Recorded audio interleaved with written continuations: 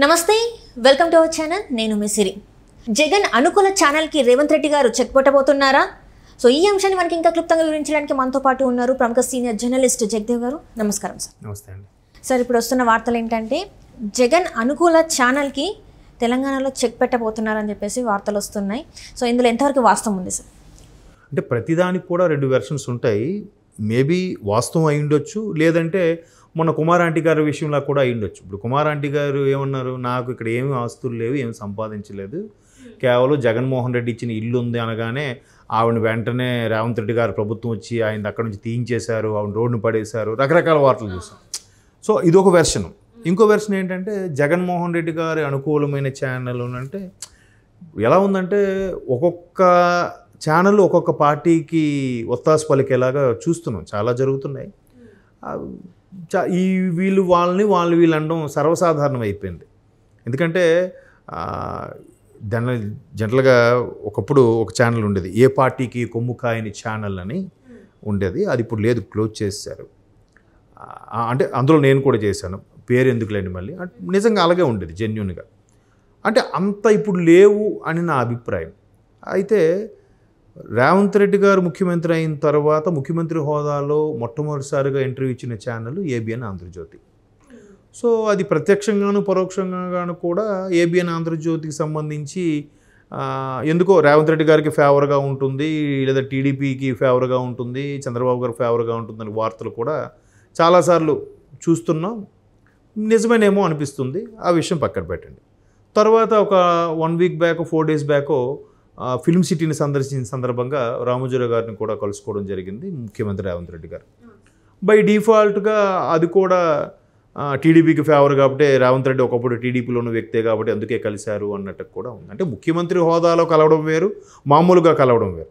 ముఖ్యమంత్రిగా కలిస్తే రకరకాల వ్యాపకాలు, రకరకాల వివరాలు, రకరకాల సంక్షేమ పథకాలకి సంతకాలు ఇట్లా ఏవైనా అవ్వచ్చు కదా. ఇట్లా ఇన్ని రకాలుగా కలిసే అవకాశం ఉన్నప్పుడు maybe there is a chance. కానీ ముఖ్యమంత్రి హోదాలో కలిసినప్పుడు ఏముంటుందంటే ఖచ్చితంగా ఏదో ప్రజల సంక్షేమం కొరకో రాష్ట్ర ప్రయోజనాల కొరకో ఏదో ఉంటుంది, అంతర్లీనంగా ఏదో ఉంటుంది, మనకు బయటికి రాదు అది. సో అదే అయింది. ఇప్పుడు తాజాగా ఎన్టీవీ చైర్మన్ నరేంద్ర చౌదరి గారిని కలవడం జరిగింది. మనం ఇంతకుముందే ఒక 2 hours బ్యాక్ వార్తలు కూడా చూసాం. ఆయన ఇంటికి వెళ్ళి కూడా కలిశారంట. ముఖ్యమంత్రికి వచ్చి అందరూ కలుస్తారు, బట్ ముఖ్యమంత్రి గారు ఆయన ఇంటికి వెళ్ళి కలిశారు అని అంటే ఖచ్చితంగా మనం హెడ్లైన్స్లో రాసుకోవాల్సిన అంశమే, మనం చర్చించుకోవాల్సిన అంశమే. అయితే నరేంద్ర చౌదరి గారు పర్టికులర్గా ఒక పార్టీకి కొమ్ము కాస్తున్నారు అంటే నథింగ్ బట్ ఓపెన్ సీక్రెటే.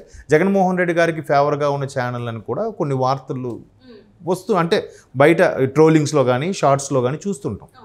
బట్ ఇక్కడ ఇంకొక పెద్ద గమనించింది ఏంటంటే నరేంద్ర చౌదరి గారు ఒక సామాజిక వర్గము, జగన్మోహన్ రెడ్డి గారు ఒక సామాజిక వర్గం.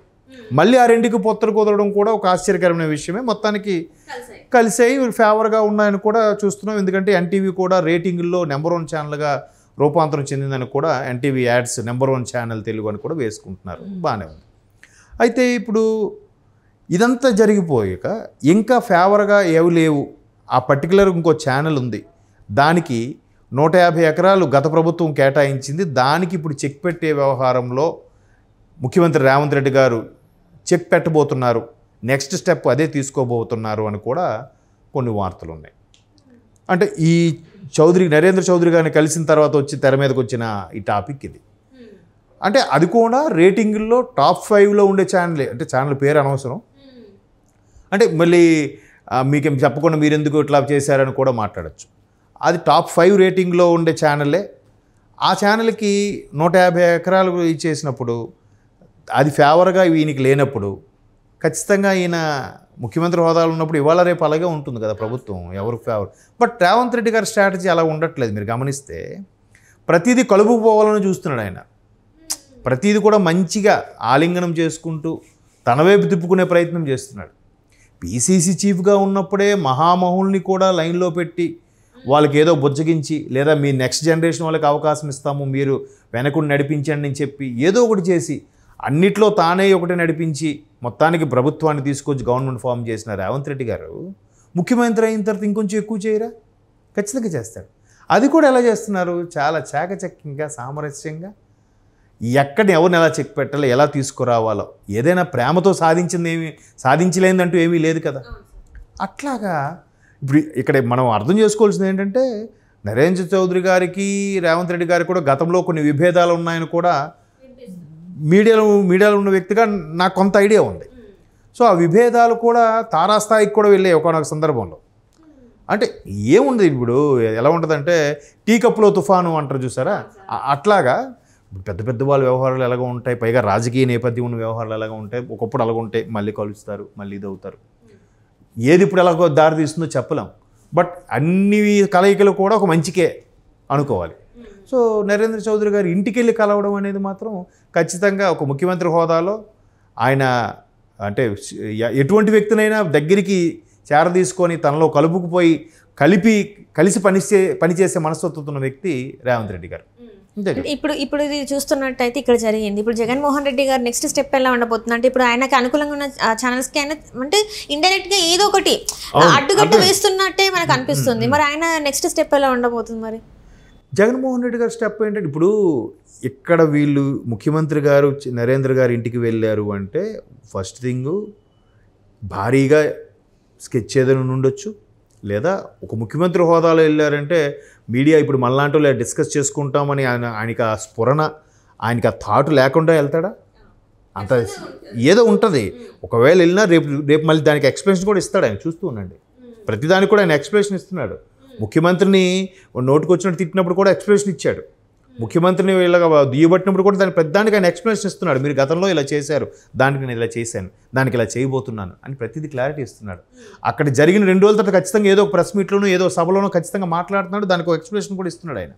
ఎప్పటికప్పుడు ప్రజలకి నిబద్ధతగా ఉండాలి, ప్రజలకు నేను జవాబుదారీగా ఉండాలనే ఫీలింగ్లో మాట్లాడుతున్నాడు ఆయన. చూసారా, నేనేదో ముసుగులో గుద్దులాట్లాగా నా లోపాయకారంగా నా స్వార్థం కోసం చేయట్లేదు అన్నట్టుగానే ప్రతిదానికి కూడా సభలో ఒక క్లారిటీ ఇచ్చేస్తున్నాడు ఆయన.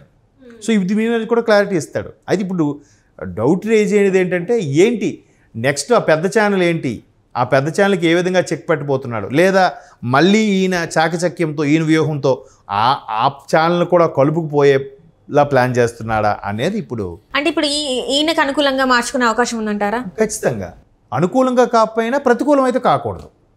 ఆయన ప్రభుత్వంలో ఆయన ఛానల్ ఉన్నప్పుడు, పైగా అందరికీ ఆంధ్రాలో ఉన్న వాళ్ళకి కానీ తెలంగాణలో ఉన్న వాళ్ళకి కానీ, బడా నేతలకి బడా ఛానల్స్కి సంబంధించి కానీ, వ్యాపారవేత్తలకు కానీ, రాజకీయ నాయకులకు అందరికి కూడా స్థిరమైన ఎక్కువగా ఉండే పాస్తులు హైదరాబాద్లోనే ఉన్నాయి. అలాంటప్పుడు ఖచ్చితంగా వాళ్ళు ఒకవేళ నో అన్నా తోకజాడించే అవకాశం లేదు, ఒప్పుకొని తీరాల్సిందే. నచ్చకపోయినా బయటికి నవ్వుతూ సాధారణంగా ఆహ్వానించాల్సిందే.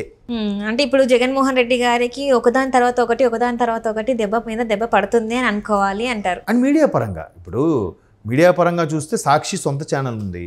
అలా కాకుండా కొన్ని ఛానల్స్ ఫేవర్గా ఉండేవి కూడా ఉన్నాయి. ఎవరికి ఫేవర్గా వాళ్ళకు ఉంటున్నాయి. ఏవైనా ఎంతవరకు ఉంటాయి?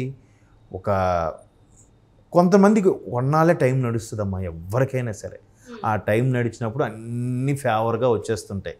ఒక్కసారి టైం బ్యాడ్ అయిందా ఇంకా ఒక్కొక్కటిగా డిమెరిట్ స్టార్ట్ అవుతూ ఉంటాయి. అది సహజం. తట్టు రేవంత్ రెడ్డి లాంటి వ్యక్తి ఉంటే ఏమవుతుందంటే, చెప్పాను కదా, ఆయన ప్రతిదీ కూడా చాకచక్యంగా ఆచితూచి వ్యూహరచనతో కలుపుకుపోయే ప్లాన్ చేస్తున్నాడు ఆయన.